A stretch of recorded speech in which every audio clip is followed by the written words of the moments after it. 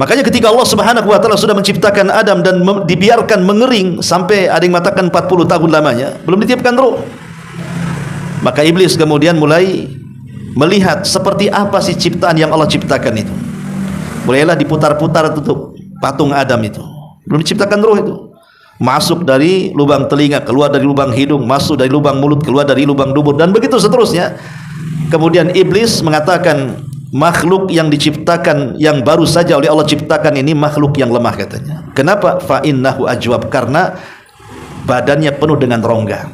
Artinya ini perlu makan, perlu minum. Ini makhluk yang lemah kata iblis. Kalau Allah serahkan dia kepadaku, sudah kuhancurkan. Hasadnya sudah mulai muncul. Bismillahirrahmanirrahim.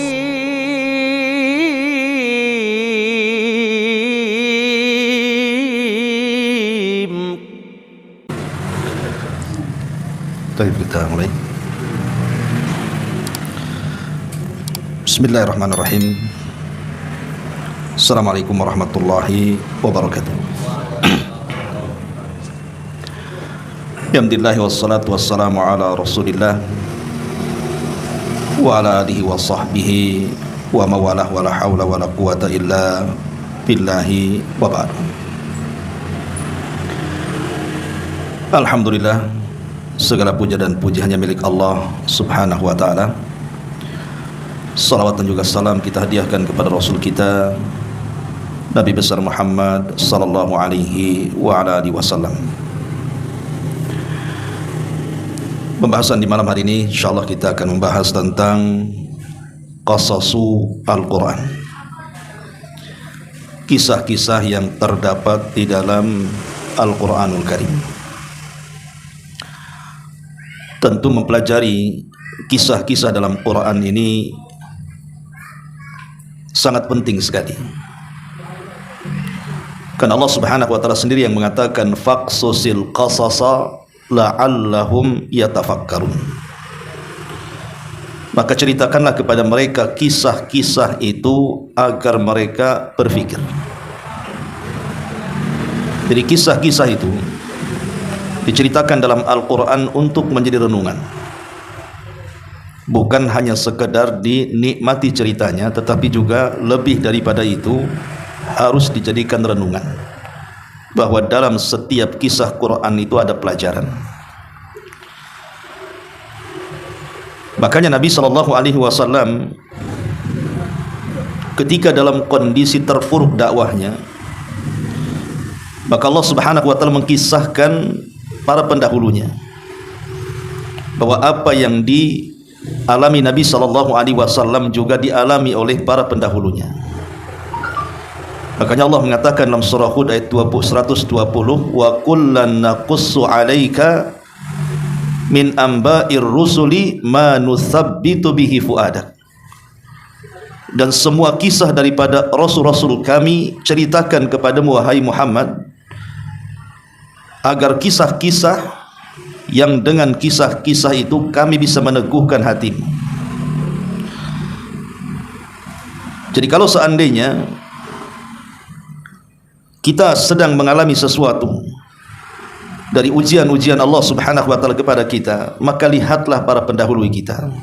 Sebagaimana Nabi juga disuruh melihat para pendahulunya. Bagaimana ujian yang Allah berikan kepada Nuh, kepada Ibrahim, kepada Musa dan seluruh para nabi. Maka sama juga dengan kita. Kalau seandainya kita diberikan ujian oleh Allah Subhanahu wa taala, maka lihatlah kisah-kisah para nabi. Termasuk Nabi kita Muhammad sallallahu alaihi wasallam, karena Allah mengatakan laqad kana fi qasasihim ibratun liulil albab. Sungguh pada kisah-kisah mereka itu terdapat pelajaran besar bagi orang-orang yang mau memiliki akal pikiran. Ma'asyiral muslimin wal muslimat rahimani wa rahimakumullah. Dari mana kita mulai kisah ini? Kita mulai kisah ini melihat urutan daripada Al-Quran, biar senang kita membahasnya. Jadi kita akan mengurut sesuai dengan urutan Quran. Memang tidak semua surat-surat dalam Al-Quran itu ada kisah-kisahnya. Tapi kebanyakan besar Al-Quran itu setiap suratnya mesti ada kisah-kisah yang Allah kisahkan di dalamnya. Kita mulai dari surah Al-Baqarah. Ma'asyiral muslimin yang dimuliakan Allah Subhanahu wa taala. Di dalam surah Al-Baqarah,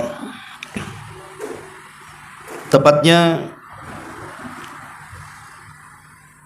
di permulaan surat Al-Baqarah, Allah Subhanahu wa taala menceritakan kepada kita tentang kisah Nabi Allah Adam alaihi salatu wassalam. Itu di permulaannya. Mulai daripada surat ataupun surah Al-Baqarah ayat 31 sampai kepada 38. Itu cuplikan daripada kisah Nabi Allah Adam alaihi salatu wassalam.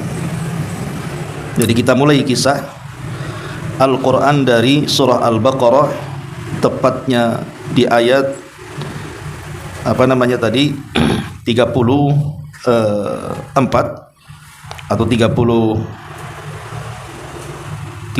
sampai 38. Baik, kita akan bacakan dulu ayatnya dan kita urutkan kisah-kisahnya. Ma'asyiral muslimin wal muslimat rahimani wa rahimakumullah. Allah Subhanahu wa taala berfirman dalam surah Al-Baqarah 31. Wa idz qala rabbuka lil malaikati inni ja'ilun fil ardi khalifah.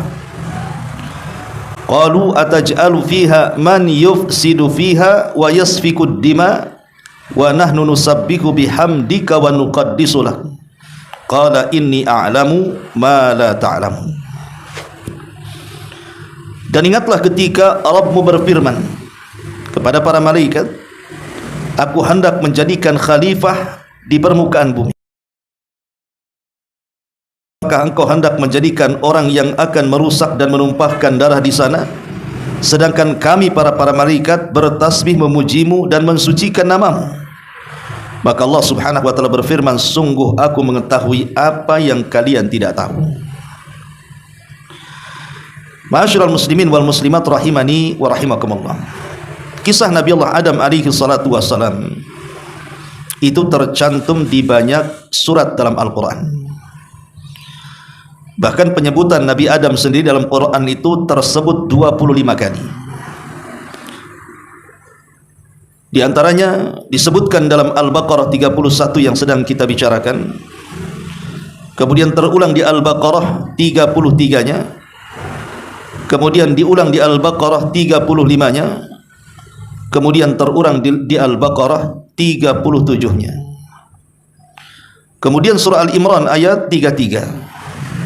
Al-Imran ayat 59, Al-Maidah ayat 27, kemudian Al-A'raf ayat 26, kemudian Al-A'raf ayat 27, kemudian terulang di Al-A'raf ayat 31, Al-A'raf ayat 35, Al-A'raf ayat 172, kemudian surah Isra ayat 70, Maryam 58, surah Toha 115, kemudian terulang di Toha 117, kemudian diulang dalam Toha juga 120 dan 121, kemudian dalam surah Yasin 60 dan surah Al-A'raf ayat 11 dan begitu seterusnya.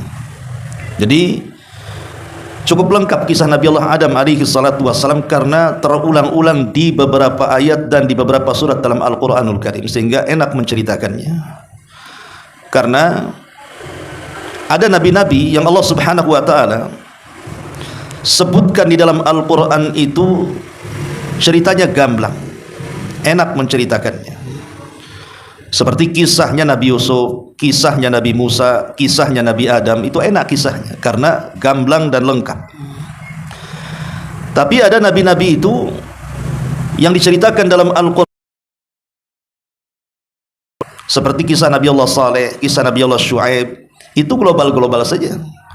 Dan yang lebih parah juga ada yang hanya ada namanya tapi tidak ada kisahnya, seperti Ilyasa, Zulkifli, ada namanya tercantum dalam Quran tapi kisahnya tidak ada.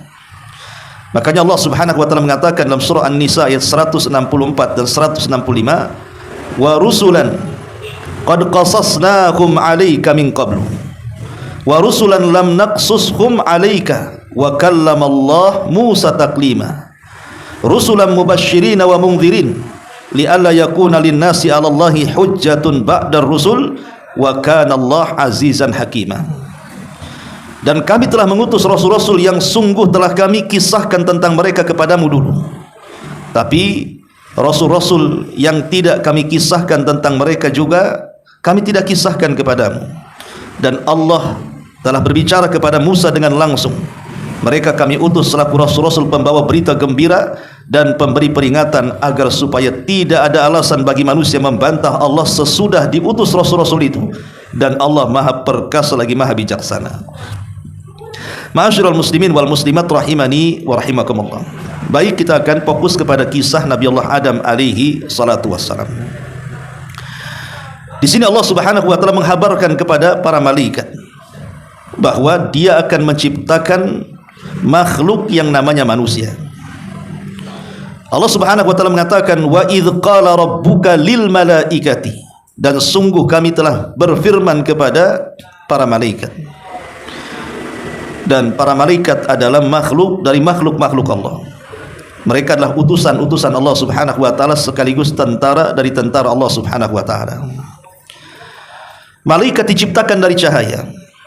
Dan para malaikat ketika Allah ciptakan, Allah tidak berikan nafsu kepada mereka. Sehingga para malaikat itu murni diciptakan hanya untuk beribadah kepada Allah Subhanahu wa taala. Wa yaf'aluna ma yu'marun. Mereka melaksanakan apapun yang diperintahkan Allah. La ya'sunallah, mereka tidak pernah bermaksiat kepada Allah Subhanahu wa taala. Dan kita tahu bahwa para malaikat memiliki jumlah yang banyak yang tidak ada yang tahu kecuali Allah Subhanahu wa taala. Sebagaimana Allah mengatakan, wa ma ya'lamu junuda rabbika illahu wa ma huwa illa dzikra lil bashar. Tidak ada yang tahu jumlah berapa tentara Allah Subhanahu wa taala dari kalangan para malaikat itu kecuali hanya Allah Subhanahu wa taala. Makanya Nabi SAW menjelaskan di langit sana tidak ada 4 jari kecuali ada para malaikat yang berdiri sampai kiamat, yang ruku sampai kiamat, yang sujud sampai kiamat. Saking banyaknya para malaikat yang Allah Subhanahu wa taala ciptakan. Lah para malaikat ini adalah makhluk yang berakal yang pertama kali Allah ciptakan. Karena makhluk yang berakal itu kan ada 3. Pertama malaikat, yang kedua jin, dan yang ketiga manusia. Lah malaikat ini yang pertama diciptakan Allah Subhanahu wa taala, tercipta dari nur, dari cahaya. Adapun makhluk yang berakal kedua yang diciptakan setelah para malaikat adalah bangsa jin, dan mereka tercipta dari nar, dari api. Dan yang ketiga baru Adam dan keturunannya. Adam alaihi salatu wassalam tercipta dari tanah. Artinya sebelum Adam alaihi salatu wassalam diciptakan sudah ada makhluk yang menghuni bumi ini yang namanya bangsa jin. Jadi bumi yang kita tempati ini sebelum Allah Subhanahu wa taala serahkan kepada kita para manusia, itu sudah didahului ditempati oleh kalangan jin. Dan mereka juga artinya khalifah. Khalifah itu artinya makhluk yang menggantikan makhluk sebelumnya. Adam tidak mungkin disebut khalifah kecuali sebelumnya menggantikan makhluk yang sudah ada. Makanya Abu Bakar itu disebut khalifatu Rasulillah, karena dia mengganti Nabi. Berarti di bumi ini ada 2 khalifah. Pertama bangsa jin, ya tentu yang dipimpin oleh iblis, itu khalifah yang pertama. Kemudian yang kedua Adam alaihi salatu wassalam, itu khalifah yang kedua. Jadi Adam menggantikan posisi iblis. Dan disebut khalifah artinya yakhlufu ba'duhu ba'dha, makhluk yang bergenerasi, di mana generasi kedua menggantikan generasi pertama, generasi ketiga menggantikan generasi kedua, dan begitu seterusnya. Nah di sini Allah Subhanahu wa taala mengatakan, wa idz qala rabbuka lil malaikati inni ja'ilun fil ardi khalifah. Sesungguhnya kata Allah Subhanahu wa taala, aku akan menjadikan di bumi ini makhluk yang akan menggantikan makhluk sebelumnya. Maksudnya Adam yang akan menggantikan posisi iblis dan para jin yang ada sebelumnya. Muslimat rahimani wa rahimakumullah. Ketika Allah Subhanahu wa taala mengatakan di hadapan para malaikat seperti itu, kemudian para malaikat mengatakan di hadapan Allah Subhanahu wa taala, memberikan tawaran. Jadi bukan membantah, tapi malaikat memberikan tawaran kepada Allah Subhanahu wa taala. Apa tawarannya? Qalu ataj'alu fiha man yufsidu fiha wa yasfiku ad-dima wa nahnu nusabbihu bihamdika wa nuqaddisu lak. Malaikat mengatakan, ya Rabb, apakah engkau hendak menjadikan orang yang akan merusak dan menumpahkan darah di sana? Kenapa malaikat bicara seperti itu? Karena sebelumnya bumi ini dipenuhi dengan bangsa jin yang suka merusak. Jadi jin-jin yang pertama kali memenuhi bumi ini, mereka saling berperang, saling membunuh, saling merusak, menumpahkan darah, membuat kerusakan dan kerusuhan. Makanya para malaikat ini meminta kepada Allah Azza wa Jalla, apa engkau akan menciptakan makhluk yang sama dengan mereka ya Rabb? Tentu ini istijal ya, maksudnya terburu-burunya para malaikat ya. Dalam kondisi-kondisi tertentu terburu-buru itu kan tidak baik, karena kan Allah belum menciptakan, baru akan. Tapi malaikat sudah terburu-buru menilai, karena melihat makhluk sebelumnya memang sebagai perusak bangsa jin itu. Akhirnya disinilah kemudian para malaikat menawarkan dirinya, atau dalam bahasa Arab disebut al-ard namanya. Apa kata malaikat?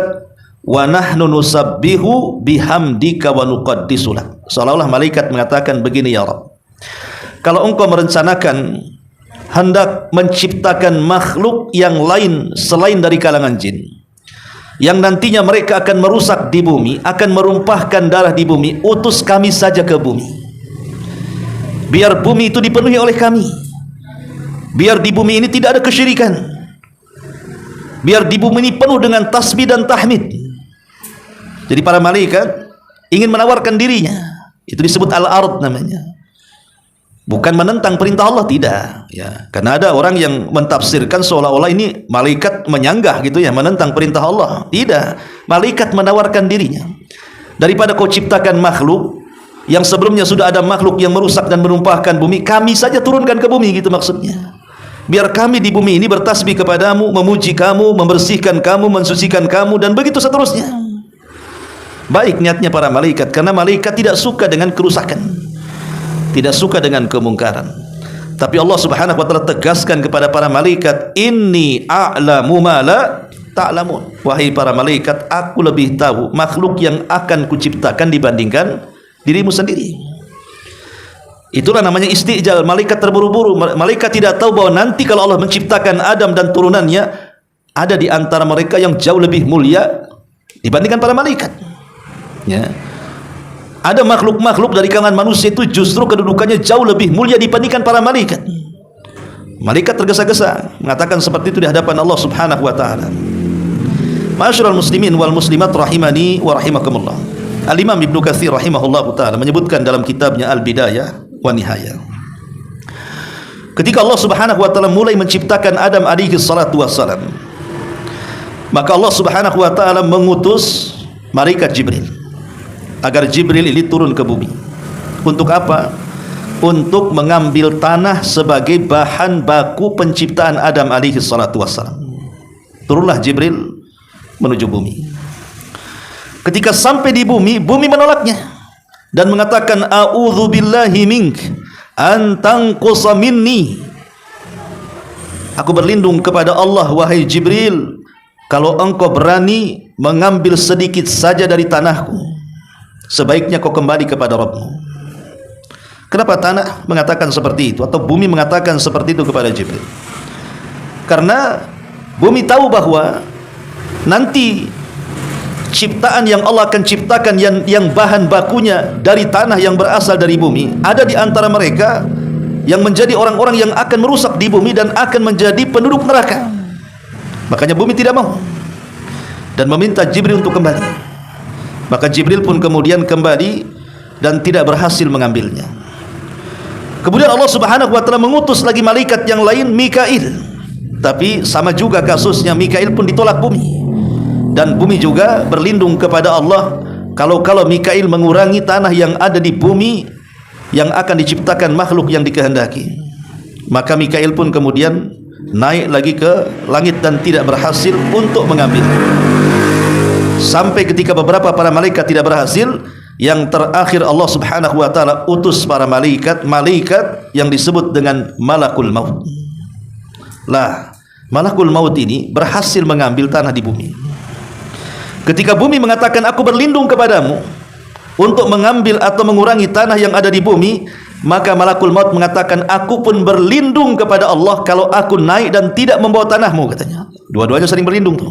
Bumi berlindung kepada Allah agar malaikat maut tidak mengambil, malaikat maut pun berlindung kepada Allah kalau dia tidak mengambil tanah itu dan kembali menghadap Allah Subhanahu wa taala.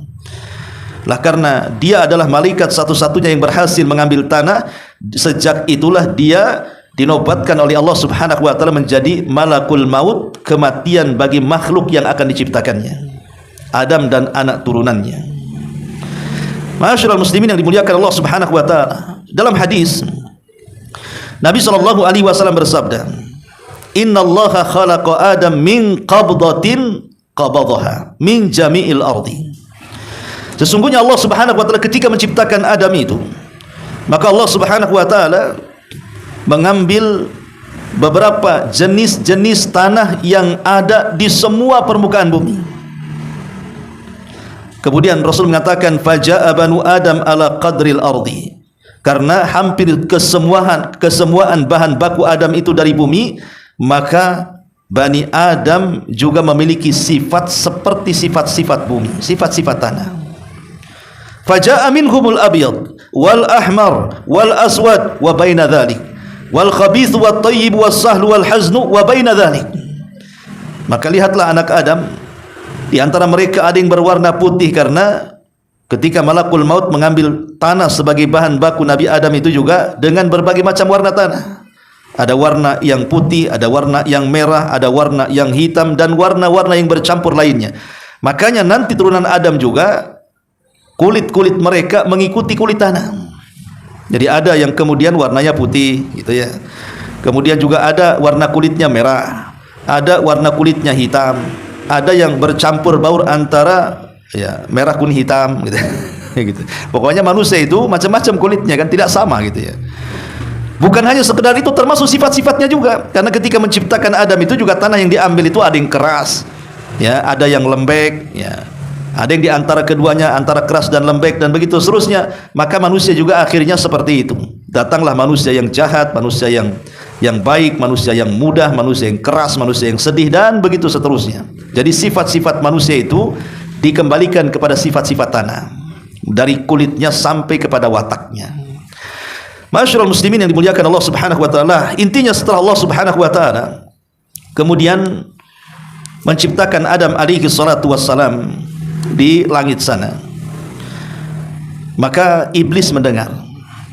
Kita tahu bahwa kenapa iblis sampai di bumi, bersama para malaikat di langit sana.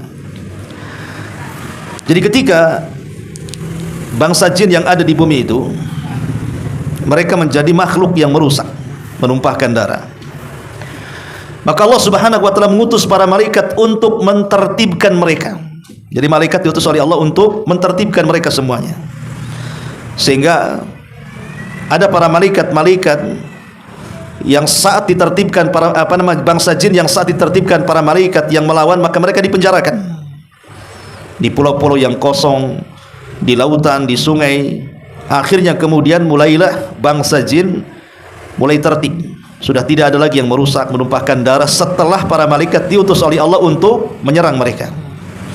Kemudian menculik salah satu pembesar dari mereka. Dibawalah salah satu pembesar mereka itu, dibawa ke alam para malaikat di atas langit sana. Itulah yang disebut dengan iblis. Orang-orang ahli kitab atau kisah-kisah Israiliyat menyebut namanya sebagai Azazil, tapi kita mengenal namanya sebagai iblis. Lah, karena pimpinannya kemudian diculik dan dibawa ke langit, kemudian hidup di tengah-tengah para malaikat, akhirnya sadar. Gimana hidup di alam malaikat? Akhirnya dia sadar dan mengikuti gaya malaikat akhirnya di langit sana, dan menjadi penguasa langit pertama. Si iblis ini akhirnya menjadi jin yang paling saleh karena dididik para malaikat di langit sana itu. Sehingga karena terbiasa bersama para malaikat, sehingga akhirnya ya dia seperti malaikat beribadah kepada Allah Subhanahu wa taala, sampai akhirnya dia pun dihadiahi untuk menjadi khazainul jannah, penjaga surga. Jadi akhirnya naik lagi dari penguasa langit pertama sampai ke langit ketujuh. Dimasukkan iblis ke dalam surga karena kesolehan. Itulah dia mendengar bahwa Allah Subhanahu wa taala akan menciptakan makhluk yang namanya Adam alaihi salatu wassalam. Mulailah watak aslinya keluar. Watak aslinya keluar. Mulailah ada hasad dalam hatinya. Jangan-jangan Allah Subhanahu wa taala menciptakan makhluk baru ini akan menggantikan posisiku di sorga. Makanya ketika Allah Subhanahu wa taala sudah menciptakan Adam dan dibiarkan mengering sampai ada yang mengatakan 40 tahun lamanya, belum ditiupkan ruh, maka iblis kemudian mulai melihat seperti apa sih ciptaan yang Allah ciptakan itu. Mulailah diputar-putar tutup patung Adam itu. Belum diciptakan ruh itu. Masuk dari lubang telinga, keluar dari lubang hidung, masuk dari lubang mulut, keluar dari lubang dubur, dan begitu seterusnya. Kemudian iblis mengatakan makhluk yang diciptakan, yang baru saja oleh Allah ciptakan ini makhluk yang lemah, katanya. Kenapa? Fa innahu ajwab, karena badannya penuh dengan rongga. Artinya ini perlu makan, perlu minum. Ini makhluk yang lemah, kata iblis. Kalau Allah serahkan dia kepadaku, sudah kuhancurkan. Hasadnya sudah mulai muncul. Ya. Sampai pada waktunya ketika Allah Subhanahu wa taala menghendaki Adam ini ditiupkan ruh, maka seluruh para malaikat, termasuk juga iblis, hadir di situ. Dikumpulkan oleh Allah Subhanahu wa taala, dan ini momen yang sangat-sangat spektakuler, luar biasa, karena disinilah momen di mana Allah akan tiupkan ruh. Dan Allah sudah memerintahkan para malaikat, semata-mata ruh Adam masuk ke dalam jasadnya, kalian harus sujud. Itu perintah Allah. Ya. Maka betul-betul kemudian Allah Subhanahu wa taala katakan, falamma sawaituhu wa nafakhtu fihi min ruhi faqa'u lahu sajidin.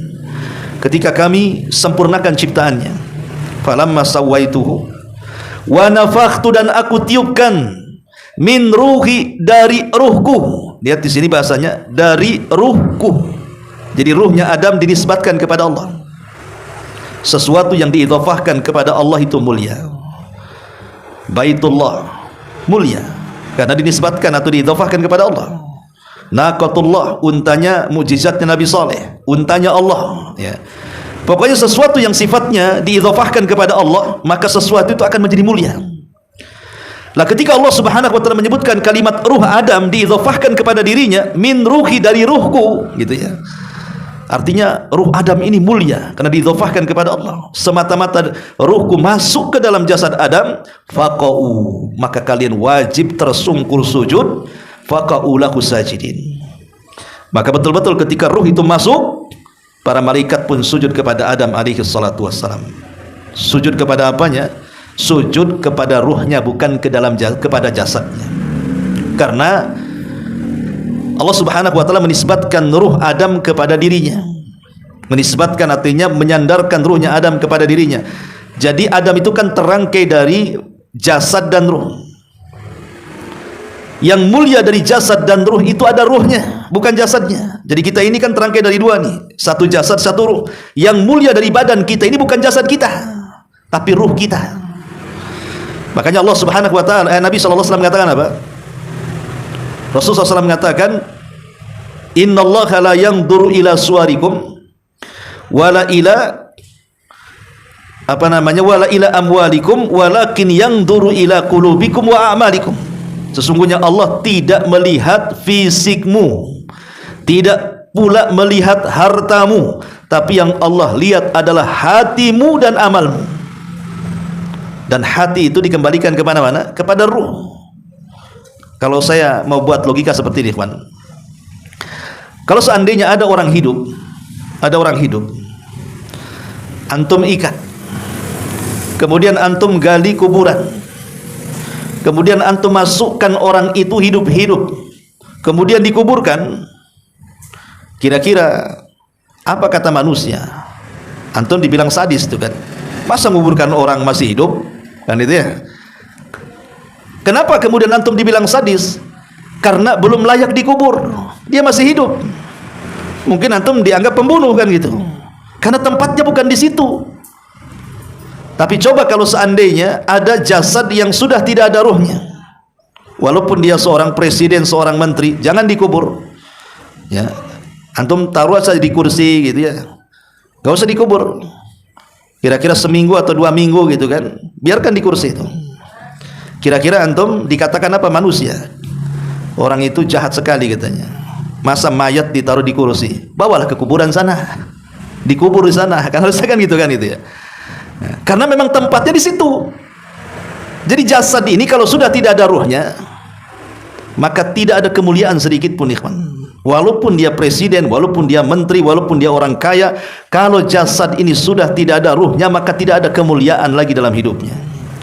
Makanya kenapa kemudian para malaikat ini sujud kepada Adam itu bukan kepada fisik Adam, tapi kepada ruh yang dimasukkan ke dalam Adam, karena ruh yang dimasukkan ke dalam Adam itu bukan ruh biasa, tapi ruh yang disandarkan kepada Allah Subhanahu wa taala sehingga memiliki kemuliaan. Dan sujudnya para malaikat ini bukan sujud ibadah, tapi sujud takrim, sujud penghormatan. Bahkan ada sebagian ahli tafsir mengatakan sujudnya para malaikat itu menjadikan Adam kiblat bagi mereka seperti kita menjadikan Ka'bah itu kiblat dalam sujud salat kita. Ya. Ada mengatakan seperti itu menurut sebagian ahli tafsir. Ma'asyiral muslimin wal muslimat rahimani wa rahimakumullah. Di sini Allah Subhanahu wa taala mengatakan, qala inni a'lamu ma la ta'lamun. Sesungguhnya aku lebih tahu tentang ciptaanku dibandingkan kalian wahai para malaikat. Ya. Ketika seluruh para malaikat sujud, menunjukkan apa? Kemuliaan Adam alaihi salatu wassalam jauh lebih mulia dibandingkan para malaikat. Sekarang malaikat tahu siapa makhluk yang diciptakan Allah. Karena dengan sujudnya para malaikat kepada Adam menunjukkan Adam lebih mulia dibandingkan para malaikat. Bukan Adam yang sujud kepada para malaikat, malaikat yang sujud kepada Adam, menunjukkan posisi Adam lebih mulia dibandingkan para malaikat, gitu maksudnya. Sekarang baru kau tahu, inilah ciptaanku, kata Allah Subhanahu wa taala. Berbeda dengan para malaikat yang sami'na wa ata'na, dengan iblis yang hadir di tengah-tengah para malaikat. Iblis tidak mau. Dia menolak sujud kepada Adam alaihi salatu wassalam, bahkan dia mengkiaskan posisi dirinya dengan Adam alaihi salatu wassalam seolah-olah dia lebih mulia dibandingkan Adam. Apa kias dia? Dia mengatakan, aku tercipta dari api. Malaikat tercipta dari cahaya. Adam tercipta dari tanah. Di antara tanah dan api yang mendekati cahaya itu mana? Api. Ya kan? Ini ada nih cahaya, api dan tanah. Kira-kira dari tanah dan api yang mendekati cahaya itu apa? Ya api lah. Karena api itu kan mengeluarkan cahaya. Jadi si iblis ini seolah-olah dia lebih baik dibandingkan Adam karena kedekatan ciptaan dia dengan para malaikat. Malaikat tercipta dari cahaya, aku tercipta dari api. Api dengan cahaya kurang lebih saja katanya. Kalau tanah ini, ya gimana tanah? Tanah nggak mengeluarkan cahaya. Makanya dia mengatakan di hadapan Allah Subhanahu wa taala, khalaqtani min nari wa khalaqtahu min tin. Kau ciptakan aku dari api, berarti mendekati cahaya, sementara Adam kau ciptakan dari tanah. Maka kita katakan harusnya iblis tahu diri. Malaikat yang diciptakan dari cahaya saja mau sujud, kau pula yang diciptakan dari api tak mau sujud. Kan begitu logikanya kan? Kan dia mengatakan bahwa aku tercipta dari api, berarti mendekati cahaya. Adam ini tercipta dari tanah. Maka kita katakan, lu malaikat yang tercipta dari tanah dia sujud, kau pula yang tercipta dari api tak mau sujud. Bahasanya seperti itu ya. Logikanya kan begitu. Ma'asyiral muslimin yang dimuliakan Allah Subhanahu wa taala. Tapi yang jelas bahwa namanya cahaya tetaplah cahaya dan akan kembali ke cahaya. Dan yang namanya api tetaplah api dan akan kembali kepada api. Artinya karena iblis tercipta dari api dan akan kembali kepada api, maksudnya kembali ke neraka. Dia tercipta dari api, neraka dari api, maka api akan kembali ke api. Tapi Adam diciptakan di antara keduanya, di antara cahaya dan api, sehingga ada keturunan Adam itu yang seperti para malaikat, ada juga yang turunan Adam itu seperti iblis laknatullah alaih, karena dia tengah-tengah masalahnya ya. Baik, kita lanjutkan. Kemudian Allah Subhanahu wa taala mengatakan, wa 'allama Adamal asma'a kullaha thumma aradahum 'alal malaikati faqala anbi'uni bi asma'i haula'i in kuntum shadiqin. Dan dia, maksudnya Allah, mengajarkan kepada Adam nama-nama benda semuanya. Terjadi silang pendapat di antara ulama tafsir, apa yang diajarkan Allah dari nama-nama kepada Adam itu. Pendapat pertama bahwa yang dimaksud ilmu yang diajarkan kepada Adam dari nama-nama itu, maksudnya Allah memberitahu nama-nama yang sebelumnya tidak punya nama menjadi nama. Contoh dulu, gunung, lautan, pohon, batu, apapun yang ada di bumi belum ada namanya, ya bumi gitu saja. Tanah ya bagian daripada bumi, laut bagian daripada bumi, sungai, batu, bata dan begitu seterusnya. Baru Allah Subhanahu wa taala beri nama. Ini gunung, ini namanya gunung yang seperti ini namanya pohon, ini namanya lautan, ini namanya sungai. Pokoknya segala yang tidak ada nama langsung punya nama. Dan Adam diberitahu nama-nama itu. Dan para malaikat tidak diajarkan itu. Kalau Adam menunjuk gunung, ya dikatakan ini apa namanya, malaikat tidak tahu. Maka Adam mengatakan ini namanya gunung, gitu ya. Ini namanya pohon. Nah, itu namanya nama-nama. Kemudian diberitahu Allah kepada Adam alaihi salatu wasallam, sehingga Adam tahu nama-nama seluruh makhluk yang ada di alam semesta dan malaikat tidak tahu. Ini satu penafsiran. Penafsiran yang kedua, dan ini pendapat yang wallahu a'lam mungkin lebih akrab, ya lebih dekat kepada kisah, bahwa maksudnya Allah mengajarkan nama-nama itu maksudnya bahasa-bahasa yang akan diucapkan oleh seluruh keturunan Adam alaihi salatu wasallam. Jadi Allah mengajarkan semua bahasa yang akan diucapkan oleh turunan Adam. Jadi kalau seandainya Adam hidup di zaman sekarang, dia safar ke Inggris, maka dia bisa bahasa Inggris. Dia safar ke Korea, bisa bahasa Korea. Dia safar ke Indonesia, dia bisa pakai bahasa Indonesia. Dia safar ke Malaysia, dia bisa bahasa Melayu.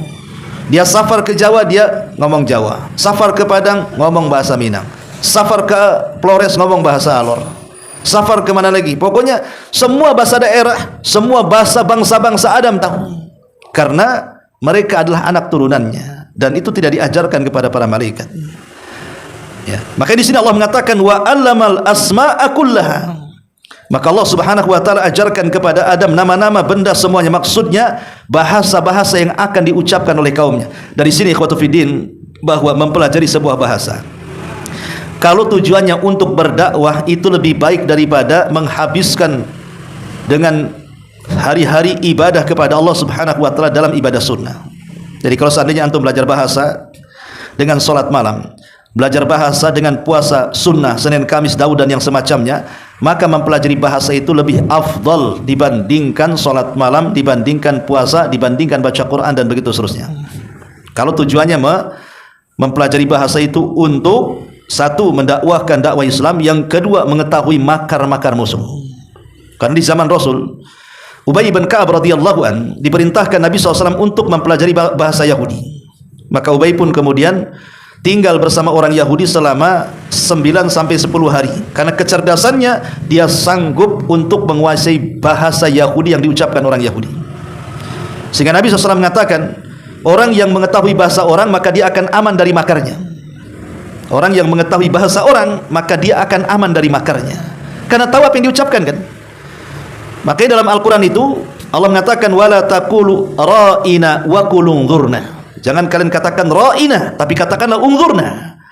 Karena kalimat ra'ina ini bahasa Yahudi yang isinya celaan. Ya, maksudnya lain, artinya lain gitu maksudnya, untuk mengejek. Makanya kalau ada orang-orang Yahudi mengejek Nabi SAW, menghina Islam, dan Ubay tahu, maka Ubay langsung menyampaikan kepada Nabi bahwa mereka ngomong begini, mereka ngomong begitu, jadi ketahuan. Mereka tidak bisa buat makar lagi. Ya, jadi mempelajari sebuah bahasa itu jauh lebih afdal. Karena bagaimanapun mempelajari bahasa itu bagian daripada ilmu, dan ilmu itu lebih mulia dibandingkan ibadah. Rasul mengatakan fadlul alim 'alal 'abid ka fadlil qamari 'ala sairil kawakib. Keutamaan orang alim dengan orang ahli ibadah seperti keutamaan bulan di antara seluruh bintang-bintang yang ada. Ya, jadi menguasai bahasa orang, kalau tujuannya ya tadi untuk mengembangkan dakwah, kemudian juga supaya tahu makar-makar musuh, maka itu lebih baik daripada ibadah-ibadah sunnah. Ya. Ma'asyiral muslimin yang dimuliakan Allah Azza wa Jalla. Setelah kemudian Allah mengajarkan Adam bahasa macam-macam, maka Allah Subhanahu wa taala mengumpulkan para malaikat dan mengatakan ambiuni bi asma'i haula'i in kuntum shadiqin. Allah mengatakan, sebutkanlah wahai para malaikat kepadaku nama-nama semua benda ini jika kalian benar. Maka malaikat baru di sini menyatakan kelemahannya di hadapan Adam dan mengatakan qalu subhanaka la ilma lana illa ma 'allamtana innaka antal alimul hakim. Mereka menjawab, maha suci engkau ya Rabb, tidak ada yang kami ketahui selain apa yang engkau ajarkan kepada kami. Kita jangan katakan malaikat bodoh, tidak, malaikat pintar, diajarkan ilmu kepada mereka, tapi pengetahuan mereka berbeda dengan pengetahuan yang Allah ajarkan kepada Adam. Ya, ilmu yang diajarkan Allah kepada para malaikat berbeda dengan ilmu yang Allah ajarkan kepada Adam, di mana ilmu yang diajarkan kepada Adam tidak diajarkan kepada para malaikat. Dan di sini ada faedah kalimat apa namanya? La ilma lana illa ma 'allamtana. Bahwa kata para malaikat, tidak ada yang kami ketahui selain apa yang engkau ajarkan kepada kami. Dari sini kita tahu bahwa pengetahuan makhluk itu sangat sedikit dibandingkan pengetahuan Allah. Karena ilmu yang diajarkan Allah kepada kita ini itu tidak banyak, sementara ilmu yang belum diajarkan kepada kita jauh lebih banyak. Sehingga Allah katakan wa ma utitu minal ilmi illa qalila, bahwa tidaklah Allah Subhanahu wa taala memberikan ilmu kepada makhluknya kecuali sedikit. Dan di sini juga ada faedah penting ikhwan, di mana tidak ada yang bisa memuliakan ahlul fadl, orang yang punya keutamaan, illa ahlal fadli, kecuali yang memiliki keutamaan juga. Ustaz dimuliakan oleh sesama ustaz, maksudnya begitu ya. Orang yang berilmu akan dimuliakan oleh sama-sama orang yang berilmu. Tetapi kalau satunya berilmu, satunya tidak berilmu, rata-rata mereka karena tidak paham keutamaan, banyak di antara orang-orang yang tidak berilmu meremehkan orang-orang yang berilmu. Malaikat ini tahu keutamaan Adam, malaikat orang makhluk yang mulia di hadapan Allah. Mereka tidak pernah bermaksiat kepada Allah Azza wa Jalla. Dan Adam juga seorang nabi yang diajarkan banyak ilmu. Dia ulama. Malaikat yang mulia memuliakan Adam yang mulia. Makanya di sini ada kaidah bahwa biasanya orang yang memuliakan orang mulia itu karena dia mulia. Dan itu kenyataan kan, di tengah-tengah kita aja kenyataan. Ada kasus dengan ustadz sedikit kan gitu, habislah ustadznya. Dia nggak lihat ilmunya kan, lihat kesalahannya. Nah, kan begitu. Akhirnya merasa ustadz juga dia. Padahal ilmunya tidak sebanding juga dengan ustadz itu. Tapi hanya gara-gara gesekan-gesekan sedikit, akhirnya tidak suka dengan ustadz, punya kelompok sendiri. Nggak ada ustadznya, mereka menjadi ustadz sendiri. Kan gitu. Itulah namanya apa? Karena tidak punya kemuliaan sehingga tidak bisa memuliakan orang mulia. Nah, di sini kaidahnya ini penting. Dan ini harus dipahami oleh para talabatul ilmi masalahnya. Baik. Ma'asyiral muslimin wal muslimat rahimani wa rahimakumullah. Kemudian Allah Subhanahu wa taala mengatakan, qala ya Adam anbi'hum bi asma'ihim. Wahai Adam, beritahu kepada mereka para malaikat nama-nama yang sudah kuajarkan itu. Falamma anba'ahum bi asma'ihim, ketika Adam kemudian memberitahu kepada mereka dengan nama-nama yang Allah ajarkan itu, qala alam aqul lakum inni a'lamu ghaibas samawati wal ard wa a'lamu ma tubduna wa ma kuntum taktumun.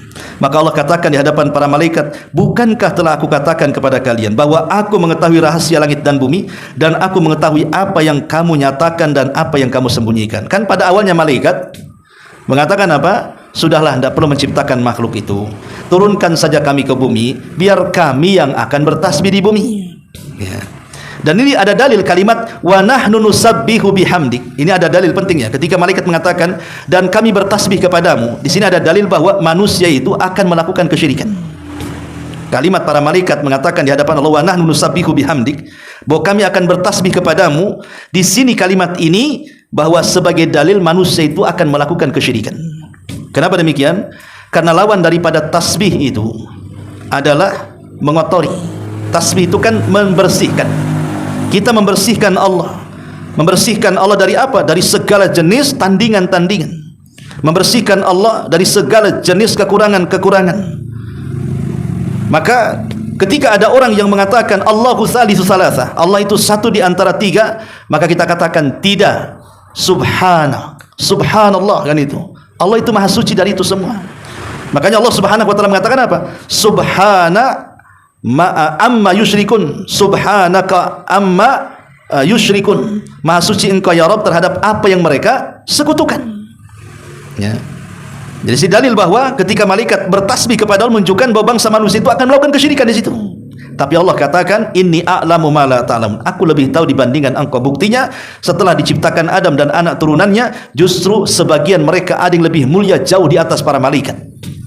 Walaupun ada juga yang kemudian jatuh ke bumi dan lebih buruk dibandingkan iblis, bahkan dibandingkan binatang ternak sekalipun.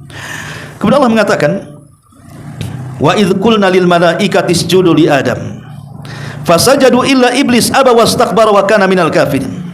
Dan ingatlah ketika kami berkata kepada para malaikat, sujudlah kalian kepada Adam, maka mereka sujud kecuali iblis. Enggan, sombong, dan iblis termasuk makhluk yang kafir. Berarti di sini iblis, sebab kenapa dia tidak mau sujud, pertama karena hasad, yang kedua karena kesombongan. Aba itu maksudnya karena hasad, yang kedua wastakbaru karena sombong. Jadi dua penyakit ini yang menghalangi orang dapat hidayah. Orang kalau sudah hasad akan susah dapat hidayah. Orang kalau sudah sombong akan susah dapat hidayah. Seperti iblis, ya. Bayangkan iblis itu hidup di hadapan Allah dan di tengah-tengah para malaikat. Tapi kenapa dia bisa hasad dan juga sombong? Itulah karakter asli dari kalangan jin. Karena kita tahu bahwa iblis itu bagian daripada jin. Allah katakan kana minal jinni fa fasaqa an amri rabbih. Jin itu, iblis itu bagian daripada jin yang melakukan kefasikan kepada Rabbnya. Ma'asyiral muslimin wal muslimat rahimani wa rahimakumullah. Kemudian Allah mengatakan, wa qulna ya Adam uskun anta wa zaujukal jannah wa kula minha ragadan haitsu syi'tuma wa la taqraba hadhihi asyajarata fatakuna minadh dhalimin. Dan kami berfirman, wahai Adam, tinggallah engkau dan istrimu. Ayat ini menjelaskan kepada kita tentang kasih sayang Allah Subhanahu wa taala kepada Adam alaihi salatu wassalam. Karena tahu bahwa seindah-indahnya sorga, yang kenikmatannya tidak bisa dipandang mata, tidak pernah didengar telinga, terlintas di otak manusia pun tak bisa saking indahnya. Tapi kalau Adam hidup sendirian di sorga itu, maka Adam akan hidup dengan perasaan yang penuh dengan ketakutan. Tidak akan merasakan keindahan. Anggaplah nih, Batam ini milik antum, dengan segala fasilitasnya hari ini, dengan mobilnya, dengan apartemennya, tapi antum hidup sendiri di Batam. Ke Batu Haji sendiri, Batu Besar sendiri, ke Bengkong sendiri, Lontang Lantung sendiri. Apa nggak ketakutan antum? Ya, nggak enak. Ya, kita suruh hidup sendiri di Batam loh, kita nggak enak kan gitu ya. Maka Allah tahu bahwa Adam ini walaupun dimasukkan ke dalam sorga, tapi kalau hidup sendiri pasti nggak nyaman dia. Boleh jadi mungkin dia akan ketakutan sendirian. Makanya di situ Allah Subhanahu wa taala berikan kasih sayangnya kepada Adam alaihi salatu wasallam sampai satu hari Adam ini tertidur. Saat tertidur, Allah Subhanahu wa taala kemudian mengambil tulang rusuk yang paling atas, yang paling bengkok, yang dekat dengan jantung, diambil oleh Allah. Kemudian diciptakan dari tulang rusuk yang paling bengkok, yang paling atas, yang dekat dengan jantung Adam itu seorang wanita yang dikenal dengan Hawa. Hawa itu artinya oksigen, ya. Nah, kita ini bernafas itu artinya Hawa. Kenapa Hawa disebut Hawa? Karena satu-satunya makhluk yang tercipta dari benda yang hidup. Adam kan hidup, ya. Diambil benda yang hidup, maka terciptalah Hawa. Kalau Adam kan diciptakan dari benda mati, dari tanah, kan tanah mati, ya kan? Tapi Hawa ini tercipta dari makhluk yang hidup, maka disebut Hawa. Ya, Hawa itu ya bernafas, itu Hawa artinya. Ya. Jadi kenapa kemudian diciptakan Hawa ketika Adam sedang tertidur, supaya tidak ada kebencian. Sebab kalau Adam sedang terjaga diambilkan sakit, ya, sehingga takutnya nanti akan benci kepada Hawa. Makanya ketika menciptakan Hawa, kondisi Adam sedang tidur, diambil tulang rusuknya, diciptakan Hawa, tiba-tiba ditidurkan di sampingnya. Ketika Adam terbangun, dia kaget, rupanya ada perempuan di sampingnya. Ketika ditanya, siapa kamu? Kata Hawa, saya Hawa. Ya. Kenapa kau diciptakan? Kata Hawa, li askuna ma'aka, agar aku bisa memberikan ketenangan kepadamu. Dari sini turun ayat, wa min ayatihi an khalaqalakum min anfusikum azwaja litaskunu ilaiha wa ja'ala bainakum mawaddata wa rahmah inna fi dzalika laayatin liqaumi yatafakkarun. Ini diantara khulasah dari kisah Nabi Adam alaihi salatu wassalam dalam surah Al-Baqarah, dan kita akan ketemu kisah-kisah yang lainnya dari kisah Al-Baqarah ini. Mudah-mudahan ada manfaatnya. Subhanakallahumma bihamdika asyhadu an la ilaha illa anta astaghfiruka wa atubu ilaik. Allahu taala alam. Assalamualaikum warahmatullahi wabarakatuh.